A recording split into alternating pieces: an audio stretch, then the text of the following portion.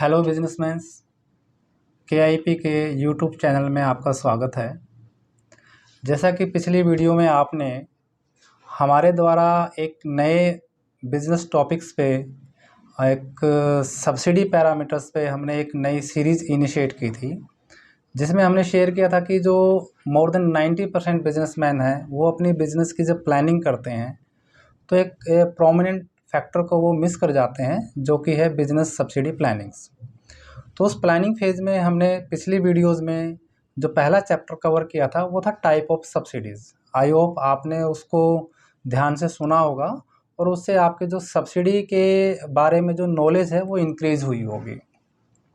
तो आज हम दूसरे टॉपिक्स पे बात करना चाहेंगे, आपके साथ शेयर करना चाहेंगे, और वो टॉपिक है कि सब्सिडी फैक्टर, यानी ऐसे कौन कौन से फैक्टर हैं जो आपके सब्सिडी के कंपोनेंट को निर्धारित करते हैं। यानी जो क्वांटिटी आपको मिलनी होती है कि कितनी अमाउंट की सब्सिडी आपको मिलेगी, उसमें ऐसे कौन कौन से फैक्टर हैं जिनका रोल होता है।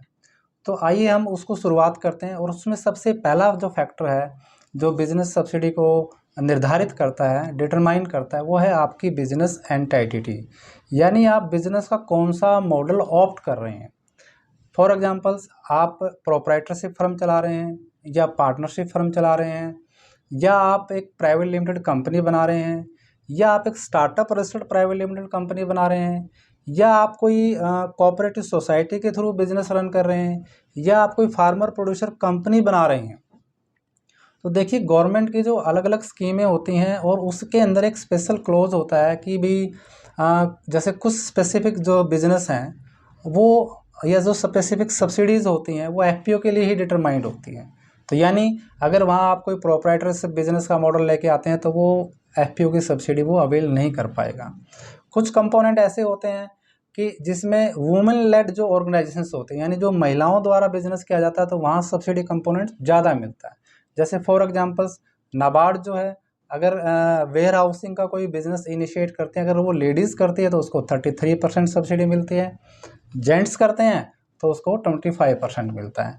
ऐसे पीएमईजीपी की स्कीम है, अगर वहाँ कोई वुमेन लेड एंटरप्रेन्योर्स है, यानी कोई महिला कोई बिजनेस शुरू करती है, तो उसको 35% जो है सब्सिडी कंपोनेंट मिलता है, और जेंट्स को वो 25% मिलता है।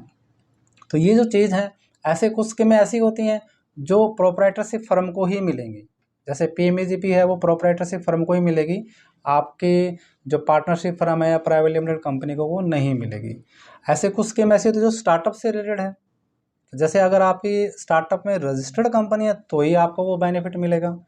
तो यहाँ हमें सबसे पहले इम्पोर्टेंट पॉइंट जो है सब्सिडी फैक्टर है वो ये ध्यान रखना है कि आप कौन सा सूटेबल मॉडल ऑप्ट करते हैं। जैसे मैंने बताया था पहले भी, हम सब्सिडी वायबिलिटी रिपोर्ट के थ्रू ये बिजनेसमैन को एजुकेट करते हैं कि सर आप इस मॉडल को ऑप्ट कीजिए ताकि आपको मैक्सिमम टू मैक्सिमम सब्सिडी मिले। तो अगर आप भी अपना कोई नया बिजनेस प्लान कर रहे हैं तो इस कॉन्सेप्ट को सबसे पहले ध्यान में रखिए। तो दूसरा कंपोनेंट है सब्सिडी फैक्टर का, वो है नेचर ऑफ बिजनेस। मैंने पिछली वीडियो में भी शेयर किया था कि आपका जो नेचर ऑफ बिजनेस है वो किस टाइप का है, क्योंकि उसी से कनेक्टेड होके जो गवर्नमेंट की डिपार्टमेंट है, मिनिस्ट्रीज़ हैं, उनकी जो पॉलिसी हैं वो आपके ऊपर लगती हैं, इम्प्लीमेंट होती हैं। यानी आपका कोई फूड प्रोसेसिंग बिजनेस है, एग्रो बेस्ड बिजनेस है, या एमएसएमई यूनिट्स हैं, स्टोरेज है, वेयर हाउसिंग्स हैं, एनिमल हस्बेंड्रीज हैं, तो this type of the nature of business, multiple type nature of business होता है। तो अकॉर्डिंगली आपके बिजनेस के ऊपर कौन सी सब्सिडी लगेगी, ये आपकी जो नेचर ऑफ बिजनेस है उससे डिटरमाइंड होता है। यानी आप सपोज कैटल फीड का एक बिजनेस कर रहे हैं तो आपके ऊपर animal husbandry infrastructure development fund की स्कीम लगेगी। यानी आप कोल्ड स्टोरेज का बिजनेस कर रहे हो तो आपके ऊपर हो सकता है कि एग्रीकल्चर इंफ्रास्ट्रक्चर फंड और नेशनल हॉर्टिकल्चर मिशन की जो सब्सिडीज होती हैं वो इम्पैक्ट करेगी, वो लगेंगी। तो ये भी फैक्टर आपने ध्यान से रखना है जब भी आप बिजनेस सब्सिडी प्लानिंग करें। तो ये इंश्योर करें कि मेरा नेचर ऑफ बिजनेस क्या है और उसके अकॉर्डिंगली मेरे को कौन कौन सी सब्सिडी स्कीम मिलेंगी। तीसरा इंपॉर्टेंट जो फैक्टर है, बहुत प्रोमिनेंट फैक्टर है, वो है आपकी बिजनेस का जो साइट लोकेशन है। मैंने पहले भी मेरी वीडियोज़ में शेयर किया था कि हर एक स्टेट गवर्नमेंट क्या करती है कि अपने पूरे स्टेट को कुछ इकोनॉमिक जोन में डिवाइड कर देती है। जैसे हरियाणा में suppose A B C D blocks हैं, तो जिस ब्लॉक में आपकी जो बिजनेस साइट आप सेलेक्ट करते हो, सपोज मान लो आपने ब्लॉक सी में सिलेक्शन किया है या डी में किया है, तो जो सब्सिडी बेनिफिट होंगे वो वेरिएंट हो जाएंगे आपके। तो जैसे जनरली गवर्नमेंट क्या करती है कि जो बैकवर्ड एरिया होती है उनको डी में कैटेगराइज करती है। अगर आप डी ब्लॉक में अगर कोई बिजनेस अपना यूनिट सेटअप करते हैं तो वहाँ आपको ज़्यादा सब्सिडी मिलेंगे। जैसे स्टाम्प ड्यूटी रिफंड है, इंटरेस्ट सब्सिडीज़ हैं, जीएसटी का रिफंड है, सीएलयू फीस है, एम्प्लॉयमेंट जनरेशन है, इलेक्ट्रिक ड्यूटी एग्जम्पशंस हैं। तो आप ये ज़रूर इंश्योर कीजिए कि जो आप बिज़नेस सेटअप करने जा रहे हैं वो किस ब्लॉक में है, किस जोन में है, गवर्नमेंट की कौन सी पॉलिसी में और किस ब्लॉक में वो कवर होता है, क्योंकि अकॉर्डिंगली आपको बिजनेस सब्सिडी बेनिफिट वहाँ कनेक्ट होंगे। तो तीसरा इंपॉर्टेंट जो फैक्टर मैंने शेयर किया आपके साथ वो है ये है कि आपका जो बिजनेस साइट लोकेशन क्या होगा और उस पर गवर्नमेंट का कौन सा ब्लॉक अप्लीकेबल होगा। चौथा जो फैक्टर है इसमें इम्पोर्टेंट ये है, सब्सिडी फैक्टर में हम जो काउंट कर रहे हैं कि गवर्नमेंट की पॉलिसी कौन सी इम्प्लीमेंट होती है आपके ऊपर। तो देखिए यहाँ गवर्नमेंट के अलग अलग डिपार्टमेंट और अलग अलग गवर्नमेंट की पॉलिसी, स्टेट गवर्नमेंट भी पॉलिसी लॉन्च करती है और आपकी सेंट्रल गवर्नमेंट भी पॉलिसी लॉन्च करती है। तो जब भी आप कोई बिजनेस करें, आपकी नेचर ऑफ बिजनेस के अकॉर्डिंगली, आपके ब्लॉक के अकॉर्डिंगली आप ये ज़रूर इंश्योर करें कि आज की डेट में आपके बिजनेस के ऊपर कौन सी पॉलिसी इंप्लीमेंट हो रही है। कई बिजनेसमैन क्या करते हैं, वो जनरल ट्रेंड को ले लेते हैं, हाँ जी हम ये चीज़ करेंगे तो ये सब्सिडी मिल जाएगी। पता चले कि उस समय में गवर्नमेंट की वो पॉलिसी विदहोल्ड थी या बंद थी या इम्प्लीमेंटेड नहीं थी, तो उसी ड्यूरेशन में आपने बिजनेस स्टार्ट कर दिया। फिर आप बाद में कहोगे सर हमें सब्सिडी नहीं मिली। क्यों नहीं मिली? क्योंकि उस समय वो गवर्नमेंट की पॉलिसी इम्प्लीमेंटेड थी ही नहीं। तो आपने ये इंपॉर्टेंट फैक्टर ध्यान रखना है कि ताकि आप उस पॉलिसीज़ में जो डिटरमाइंड सब्सिडी बेनिफिट होता है उसको आप अवेल कर पाएंगे कि नहीं कर पाएंगे, और जिस समय आप बिजनेस स्टार्ट कर रहे हैं उस समय वो इम्प्लीमेंटेड है कि नहीं है। ये एक इम्पॉर्टेंट चौथा जो फैक्टर मैंने बताया आपको, ये टेक केयर करना है। अगला जो फैक्टर है वो बैंक फंडिंग का होता है। मैंने पिछली वीडियो में भी शेयर किया था कि बहुत सारे सब्सिडी ऐसे होती हैं जो क्रेडिट लिंक होती हैं, यानी बैंक फाइनेंस से कनेक्टेड होती हैं।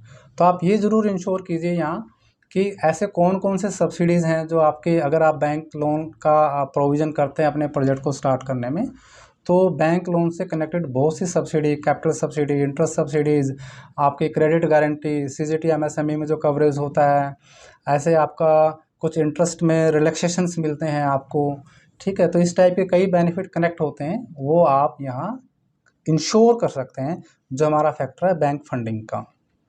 इसके बाद जो अगला फैक्टर आता है कि आप अगर कोई बिजनेस सेटअप करते हैं उसमें किस टाइप की मशीनरी और टेक्नोलॉजी आप यूज़ करते हैं, क्योंकि कुछ स्कीमें ऐसी हैं गवर्नमेंट की, जैसे टेक्नोलॉजी अपग्रेडेशंस फंड है, क्रेडिट लिंक कैपिटल सब्सिडीज़ हैं, टेस्टिंग इक्विपमेंट्स हैं, लैब हैं। तो यहाँ ये इंपॉर्टेंट फैक्टर हो जाता है कि जब आप कोई बिजनेस इनिशिएट कर रहे हैं तो आप ये देखिए कि किस टाइप ऑफ टेक्नोलॉजी पे गवर्नमेंट बूस्टअप कर रही है। जैसे जीरो डिफेक्ट की कोई टेक्नोलॉजी है, वेस्ट मैनेजमेंट की कोई टेक्नोलॉजी है, पॉल्यूशन एफुलेंट कोई ट्रीटमेंट प्लांट आप सेटअप करते हैं अपने बिजनेस में, तो there are lot of benefit और incentive connected with the plant and machinery and their technology of type. तो जो टेक्नोलॉजी है उसके ऊपर आप पूरा फोकस करके रखिए, ताकि आपको ये ध्यान रहेगा कि अगर मैं इस टाइप का प्लांट सेटअप करता हूँ तो मेरे को ये बेनिफिट कनेक्ट होंगे। तो ये भी एक सब्सिडी का इम्पोर्टेंट फैक्टर है। और जो लास्ट है जिसका बहुत बड़ा रोल होता है वो है date of commencement of business. जब भी, क्योंकि गवर्नमेंट की जितनी भी पॉलिसीज़ होती है उसमें एक प्रोविज़न होता है कि कुछ सब्सिडी बेनिफिट की जो ड्यू डेट्स होती हैं वो after commencement of your business होती हैं। तो जो कमेंसमेंट जो पीरियड होता है आपका कि कब कमेंसमेंट करें, उसको प्रॉपर वे से नोटिफाइड करें। जो पहला सेल बिल आपका क्रिएट होगा वो डेट बड़ी प्रोमिनेंट्स होती हैं। आपके एमएसएमई रजिस्ट्रेशन सर्टिफिकेट में भी ये मेंशन किया जाता है कि डेट ऑफ कमेंसमेंट क्या है। तो उसको बड़े आप टेक केयर से मैनेज कीजिए, ताकि अकॉर्डिंगली आपको जो subsidy benefit maximum to maximum मिल जाएँ। आई होप ये जो सब्सिडी फैक्टर्स हैं जो मैंने आपके साथ शेयर किए हैं ये आपके लिए बड़े फ्रूटफुल होंगे। आप हमारी वीडियोस की जो बिज़नेस सब्सिडी प्लानिंग की सीरीज़ हैं इसमें कंटिन्यू बने रहिए। नेक्स्ट वीडियो में हम सब्सिडी प्लानिंग के जो फेज़ हैं उन पे डिस्कस करेंगे। आप हमारा यूट्यूब चैनल ज़रूर सब्सक्राइब कीजिए। यदि आप कोई बिज़नेस सब्सिडी प्लान करना चाह रहे हैं तो डिस्क्रिप्शन में दिए गए लिंक पे आप हमारे business and subsidy update plan को ज्वाइन कर सकते हैं, ताकि आपको रेगुलर अपडेट्स मिलते जाएं।